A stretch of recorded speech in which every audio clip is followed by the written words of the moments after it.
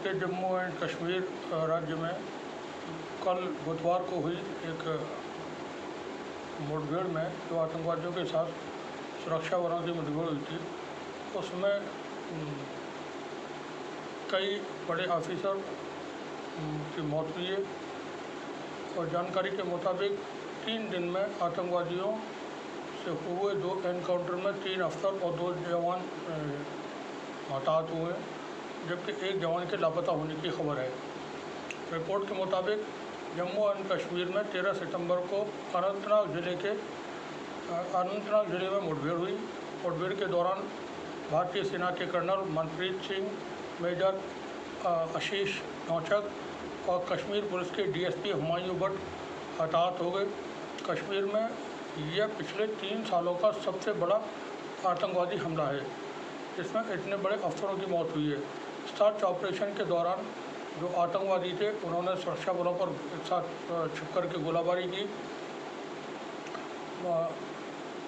दूसरे दिन भी ये मुठभेड़ जारी रही। पीटीआई के मुताबिक अनंतनाग में 1 जवान की मौत हुई, जबकि 1 लापता है।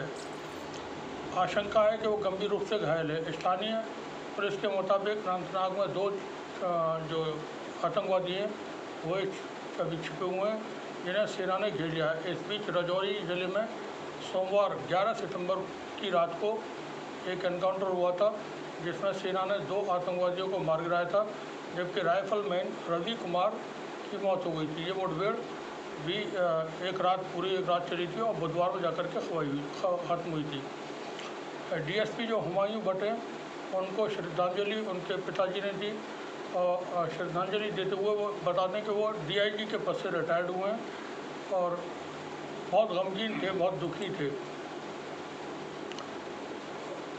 एक जो मेजर हैं कर्नल मनप्रीत सिंह, तो उनके सम्मान में कोकरनाग इलाके में आज वहाँ पर बंद है। लोगों ने शोक मना रहे हैं, काले झंडे वहाँ पर लगाए हुए हैं। ये कश्मीर का इलाका है और चूँकि जम्मू एंड कश्मीर एक ऐसा राज्य है जिसकी खबरें जो टेलीविज़न पर दिखाई जाती हैं, वहाँ की सिचुएशन उससे बिल्कुल डिफरेंट है।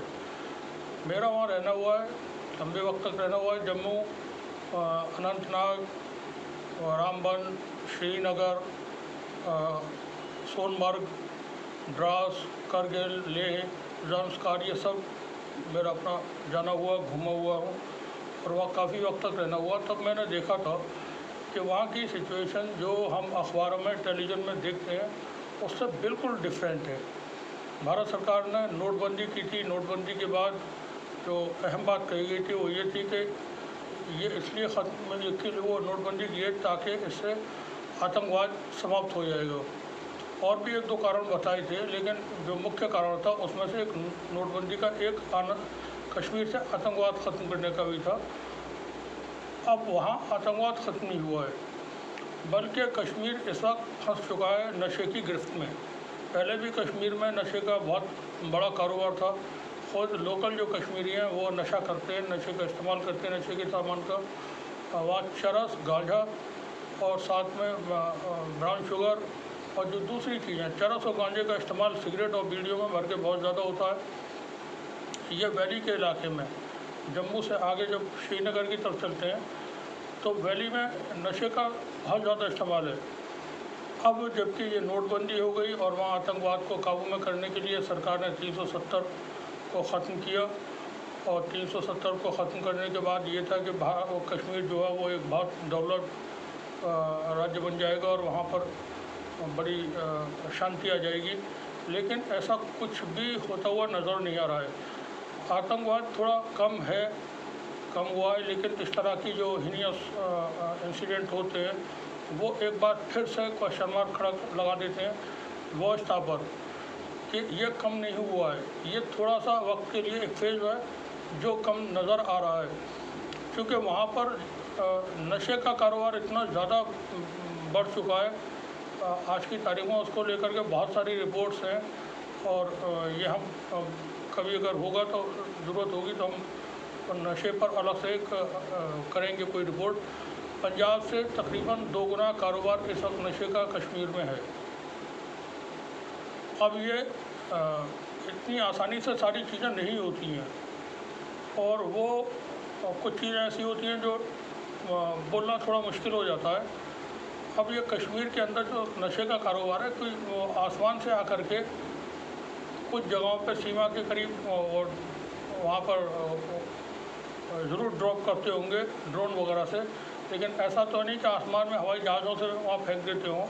इतनी आसानी से चीज़ें आ कैसे जाती हैं, और फिर आने के बाद ये तमाम में सर्कुलेट कैसे हो जाती हैं। पूरा एक नेटवर्किंग है वहाँ पर, और ये नेटवर्किंग बड़े लेवल की है। बहुत सारी चीज़ें इसमें इन्वॉल्व हैं, बहुत सारे एलिमेंट्स इन्वॉल्व हैं। टेररिज्म भी इन्वॉल्व है। टेररिज्म वहाँ पर अशांति चाहता है, और वो गन के ज़रिए डिसीजन चाहता है। तो अब वहाँ पर ड्रग्स और गन, एक फ़िल्म है, ब्राज़ीलियन फिल्म है बोका, उसमें उसका एक बहुत खूबसूरत डायलॉग है, drugs provides us money, money provides us weapon, weapon provides us power. तो ये एक जो चीज़ें हो जाती हैं। अब यहाँ कश्मीर में ड्रग्स भी है, गन्स भी हैं, पावर भी है, पैसा भी है। इस नेक्सस को तोड़ पाना मुश्किल है, थोड़ा मुश्किल है। 370 कोई ट्रीटमेंट नहीं था कश्मीर में शांति लाने का, मगर सरकार ने किया क्योंकि उनका एजेंडा था, आरएसएस के एजेंडे में शामिल था 370 को ख़त्म करना। वो वहाँ नहीं चाहते कि कश्मीरी थोड़ा अमन चैन से किसी तरह से खुशहाली के साथ या बेफिक्री के साथ, आज़ादी के साथ अपनी ज़िंदगी जिए। तो अब ये जो एनकाउंटर हुआ है उसके बाद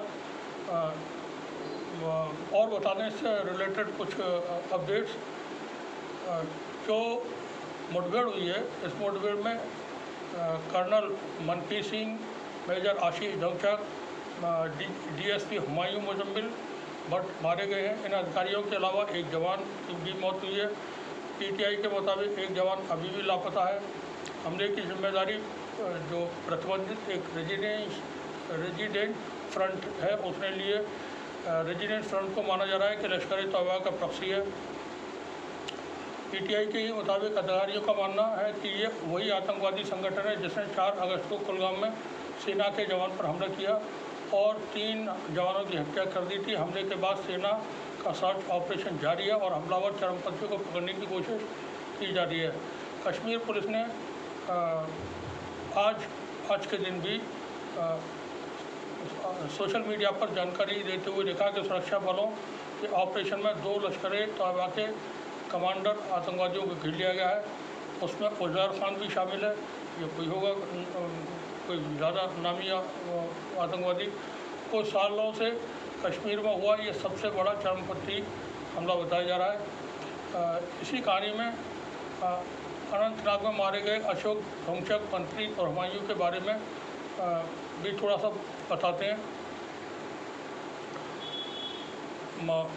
ये बीबीसी से रिपोर्ट है जो हम आपको बता रहे हैं। मनप्रीत सिंह पिता की यूनिट में बेटा अधिकारी बना था। पंजाब के मोहाली के पास मुल्लापुर जगह है, इसी के पास भरोजिया गांव में कर्नल मनप्रीत का घर है। कर्नल मनप्रीत 19 राष्ट्रीय राइफल्स में कमांडिंग अफसर थे। मनप्रीत को कुछ वक्त पहले सेना से मेडल मिला था। सेना की जिस यूनिट में मनप्रीत अधिकारी थे उसी यूनिट में उनके पिता नायक पद पर थे। तो ये एक सिलसिला है जो पुश्तैनी चलता है। हमारे भारत में कई जगहों पर जैसे हरियाणा है, पंजाब है, उत्तराखंड है, यहाँ पर एक के बाद एक ही परिवार में से कई सारे लोग आपको भारतीय सेना में मिलेंगे। वो प्राउड फील करते हैं सभी सेना में जाकर के देश की रक्षा करना, देश की सुरक्षा करना, देश की खिदमत करना। और सेना की जो सर्विस है वो है भी प्राउड की, क्योंकि बड़ी सख्त है, बहुत मुश्किल है। और ऐसे सिचुएशन में जहां उनको हर वक्त मौत का ख़तरा रहता है, सरहदों पर तैनात रहते हैं, टेम्परेचर बहुत बार माइनस में होता है और खाने पीने का और तमाम चीज़ें वहाँ मुहैया नहीं होती। दुनिया से बिल्कुल डिस्कनेक्ट होते हैं, अकेला गन लेकर के पड़ा होता है, खड़ा होता है, और वो लेकिन तैनात रहता है अपनी ड्यूटी पर और मुल्क की हिफाजत के लिए अपना सब कुछ दांव पे लगा देता है। ऐसे में ये थोड़ा सा मुश्किल हो जाता है ऐसे लोगों की जब के साथ कोई वारदात होती है उसको।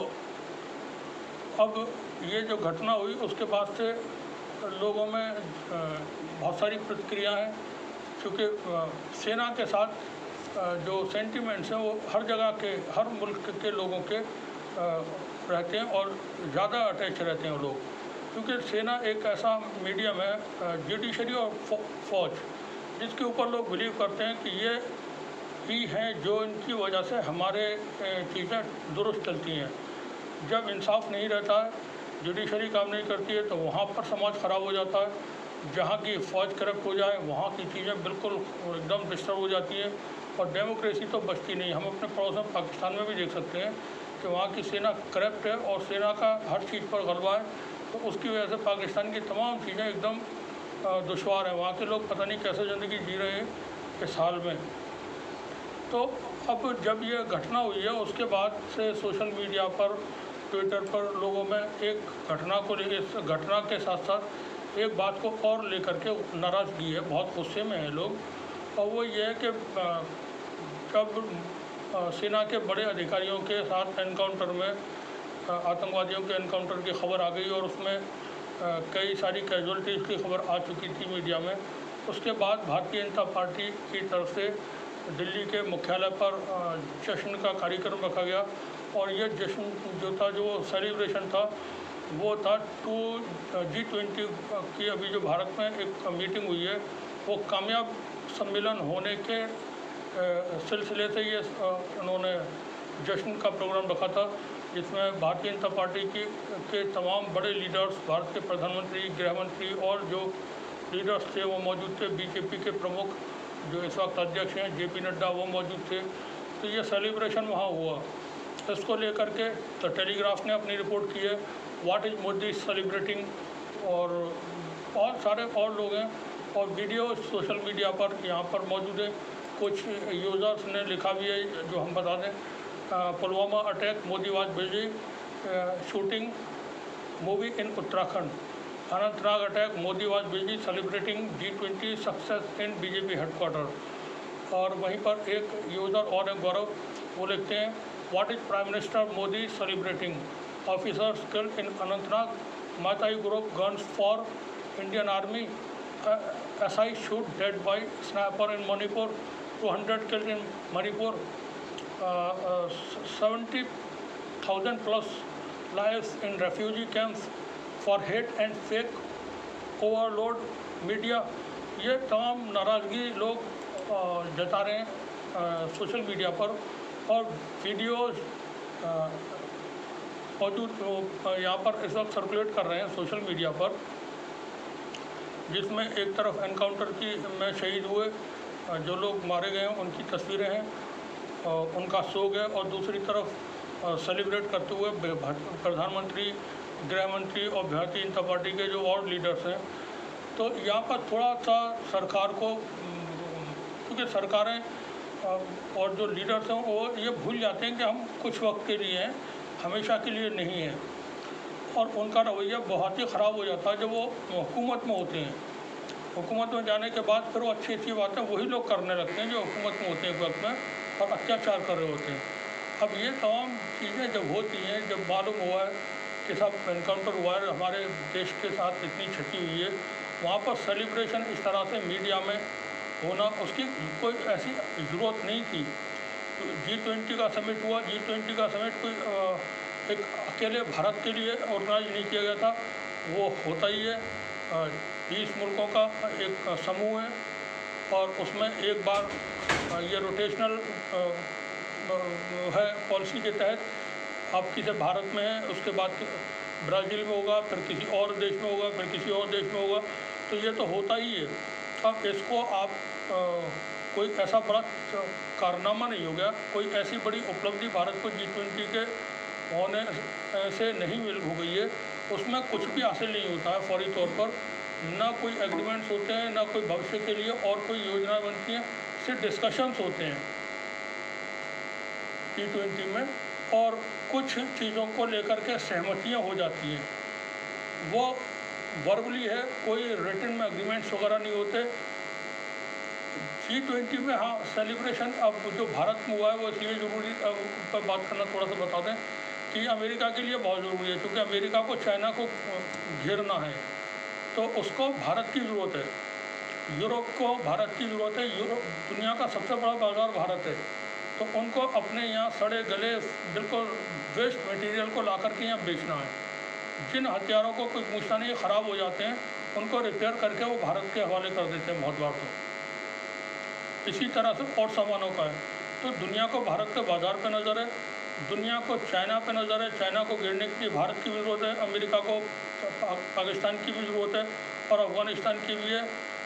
तो वो इसलिए हम कह सकते हैं कि जो भी G20 भारत में हुआ है तो वो एक अहम है, क्योंकि भारत में राष्ट्रपति बाइडेन आए थे, लेकिन बाइडेन ने भारत से जाते ही वियतनाम में जैसे वो पहुँचे हैं तो उन्होंने वहाँ जा कर के भारत में जो प्रेस कॉन्फ्रेंस उनको करने का मौका नहीं मिला था, उस पर तमाम बातें मानव अधिकार और ये सब वहाँ बोल दी। तो इसमें सेलिब्रेशन के लिए कुछ था नहीं, लेकिन सरकार को लगता है चुनाव आ रहे हैं तो हम इसको करें, और ये खबरें बनती रहेंगी, मीडिया उनके पास मौजूद है। देखें कुछ वीडियोस भी हैं इसके इस रिपोर्ट के साथ में, जो वहाँ पर सानिया हुआ है कश्मीर के अंदर, उसमें जो लोग मारे गए हैं उनके परिवार के लोग बिलखते हुए, रोते हुए, तड़पते हुए, और उनकी मिट्टी जो लगाई जा रही है उसके कुछ वीडियोज़ हैं। बीजेपी ऑफिस में जो सेलिब्रेशन हुआ है उसके वीडियोज़ भी हैं साथ में, तो आप देखें और बने रहे हमारे साथ, देखते रहें तीसरी न्यूज़। शुक्रिया आप सभी का। 10 नई औद्योगिक परियोजनाओं का भी शिलान्यास होगा, और ये शिलान्यास स्वयं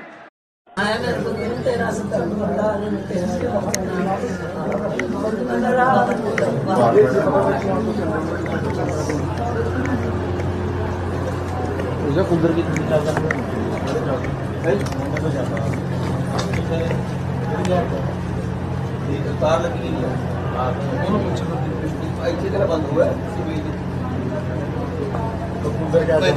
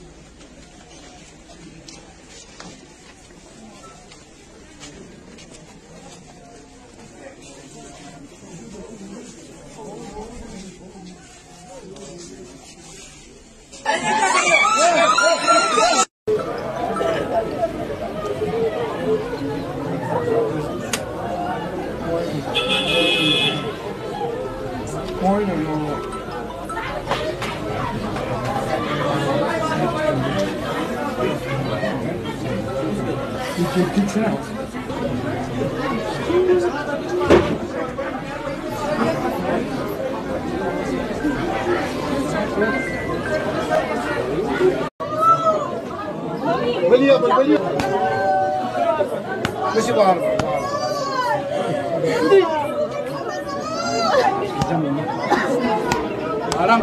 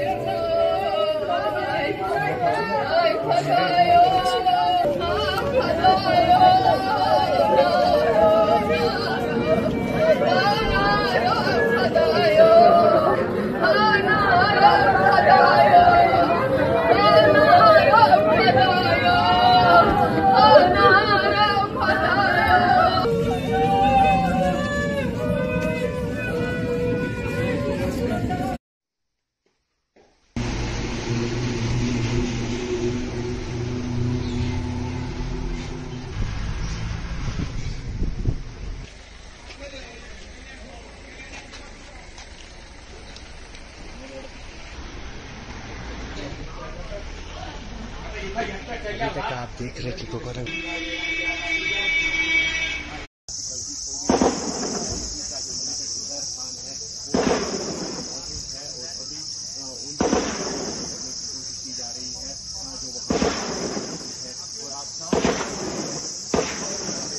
गोलियां बरसाई जा रही है और गोली की आवाज